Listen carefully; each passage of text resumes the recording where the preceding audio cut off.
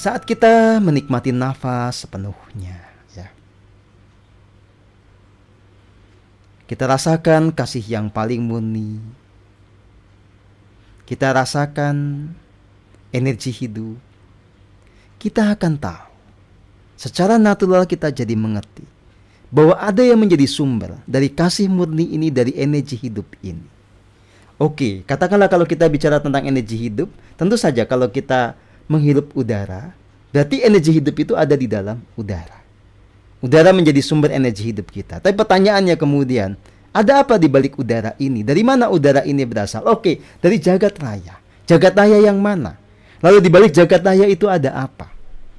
Nah, saudara dan saudari semua, di dalam keheningan, kita secara natural juga akan kemudian mengerti bahwa kasih murni, energi hidup ini dialirkan dari satu keberadaan yang menjadi sumber segalanya.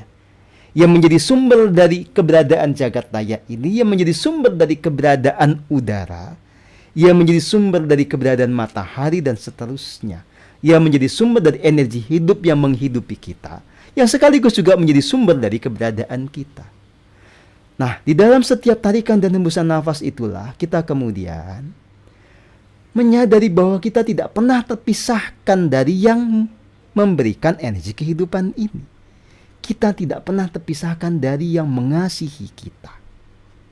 Secara kognitif kemudian kita akan mengerti bahwa Tuhan yang dimaksudkan di dalam kesadaran spiritual adalah Tuhan yang meliputi segalanya, yang menjadi sumber segalanya. Yang memang dia tidak terlihat oleh panca indera kita, bahkan dengan pineal gland juga tidak terlihat.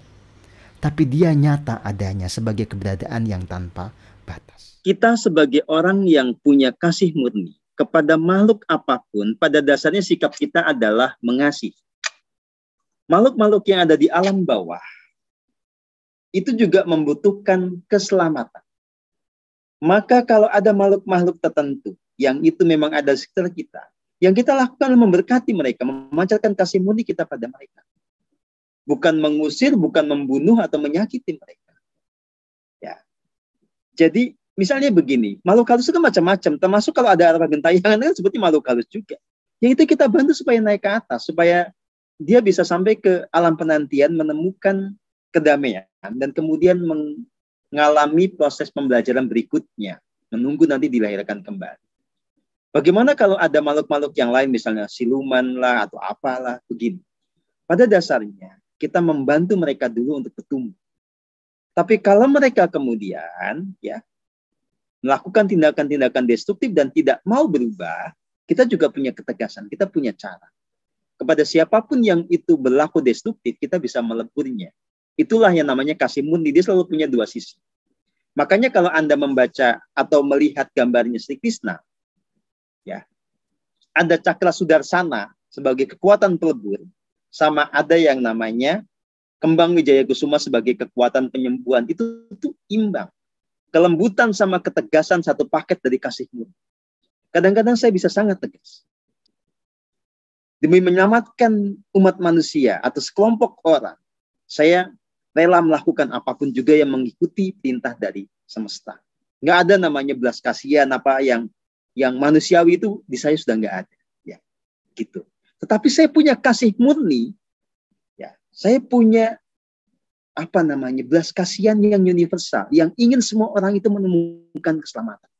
Rumah tangga ini tetap ada gunanya. Saya hanya menegaskan bahwa jangan sampai sesuatu yang ada gunanya ini dipaksakan kepada semua orang. Karena tidak semua orang berjatah dengan itu. Ya.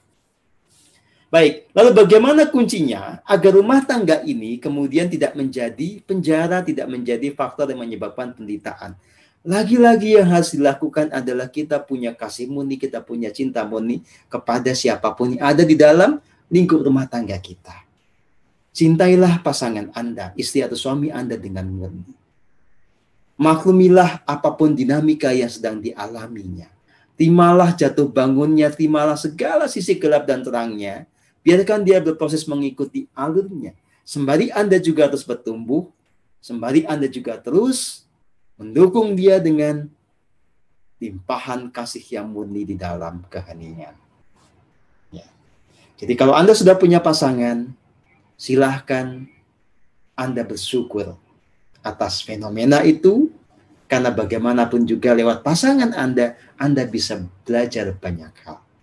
Anda belajar tentang penerimaan, tentang toleransi, ya.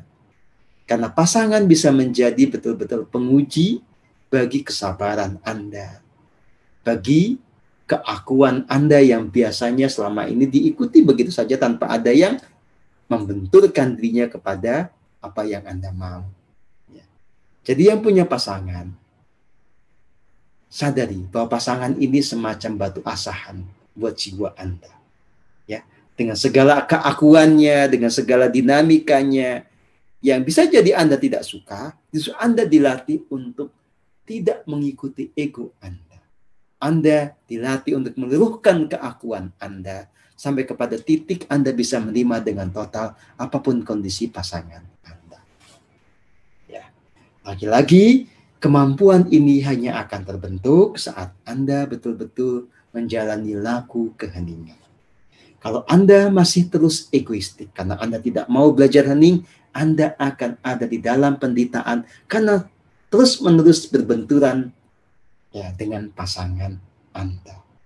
Oke, sekarang begini. Bagaimana kalau saya punya pasangan yang kejam, yang melakukan tindakan-tindakan abuse itu pelecehan, penistaan, secara verbal maupun secara fisik. Begini, setiap orang ikutilah tuntunan dari diri sejatinya untuk tahu batas toleransi kita terhadap keberadaan orang lain. Ya. Kalau Anda punya pasangan, Anda harus clear tentang batas toleransi ini. Sampai batas apa orang itu layak bersama Anda. Ya. Nah, dalam sudut pandang spiritual begini. Kalau orang itu tidak punya kejahatan pada Anda, dia hanya punya kelemahan yang terkait dengan proses evolusinya ya belum sempurna, maka orang seperti ini layak dipertahankan. Semenyebalkan apapun dia. Ya, misalnya Anda punya pasangan, males banget gitu ya, nggak mau bersihin ini, nggak bersihin itu. Ya nggak apa-apa, itu kan bukan kejahatan. Ya. Atau pasangan yang suka cemberut, so what? Apa masalahnya? Itu kan masalah dia, kenapa Anda yang rewel? Ya. Jadi kalau Anda punya pasangan yang bermasalah dengan dirinya sendiri, Anda layak mentoleransinya, Anda layak menempatkan dia sebagai batu asahan bagi jiwa Anda. Tetapi kalau pasangan Anda memanipulasi Anda, pasangan Anda suka melakukan kekerasan fisik dan verbal pada Anda, itu sudah jahat namanya. Ya. Kalau dengan laku keheningan, ya, Anda berkati dia tidak pernah berubah, berarti memang jatahnya Anda harus berpisah dengan dia. Dalam case ini, perceraian itu menjadi sebuah keharusan secara kosmik. Ya, karena kalau tidak, Anda akan hancur di dalam pernikahan. Jangan terjebak ilusi. Tuhan tidak suka dengan manusia yang bercerai. Segala sesuatu yang sudah disatukan oleh Tuhan tidak bisa dipisahkan oleh manusia. Sudahlah, itu ilusi. Mari kita bahas. Ya. Sejak kapan Tuhan itu akan suka dan gak suka? Ya, Tuhan itu bukan sosok kayak manusia. Tuhan itu adalah keberadaan yang meliputi segalanya. Yang dia itu, watak dasarnya adalah kasih murni. Yang kebijaksanaannya terejawantahkan di dalam keadilan kosmik, di dalam hukum-hukum kosmik atau the law of universe. Dan tuntunannya itu muncul di dalam relung hati Anda. Jadi, kalau dalam satu situasi Anda menderita, kemudian di dalam relung hati Anda ada tuntunan untuk berpisah, maka itu adalah petunjuk Tuhan.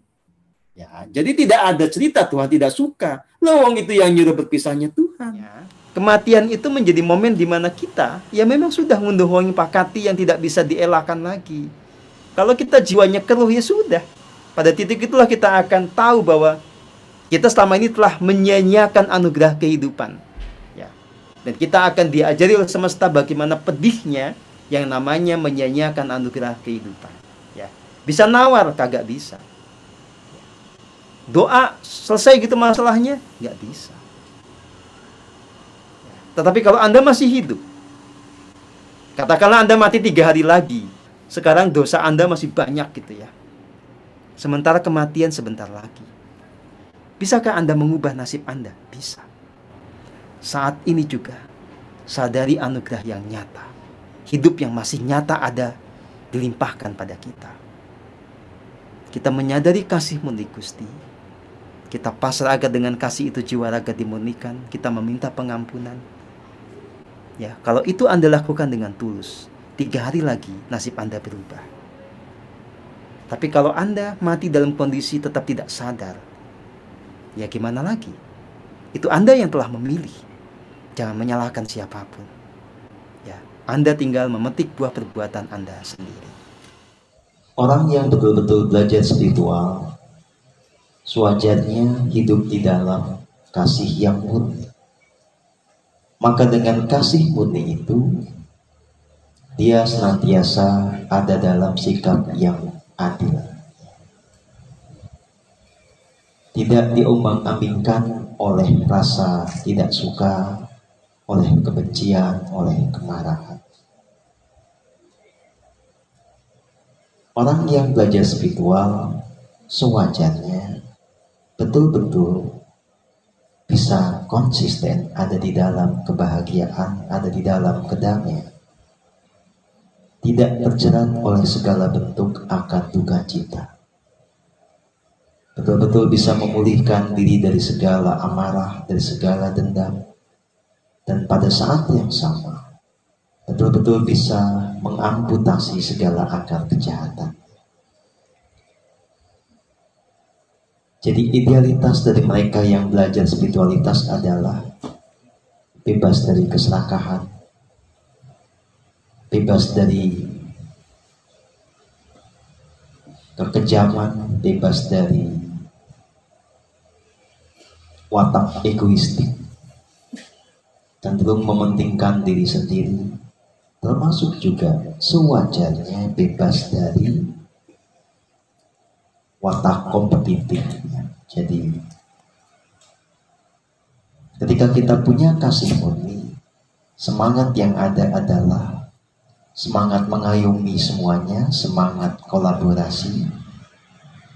Tidak ada setitik pun hasrat di dalam diri untuk mengalahkan orang lain dan sikap-sikap yang semacamnya. Nah, jika ada jarak ya antara realita kita dengan idealita tadi, kita perlu mengevaluasi pembelajaran spiritual yang kita lakukan. Jika hidup kita belum betul-betul mencerminkan pola hidup surgawi, berarti ada yang belum pas di dalam laku spiritual kita. Dan itu yang harus kita mengerti di mana akar masalahnya untuk kemudian kita perbaiki dengan sungguh-sungguh.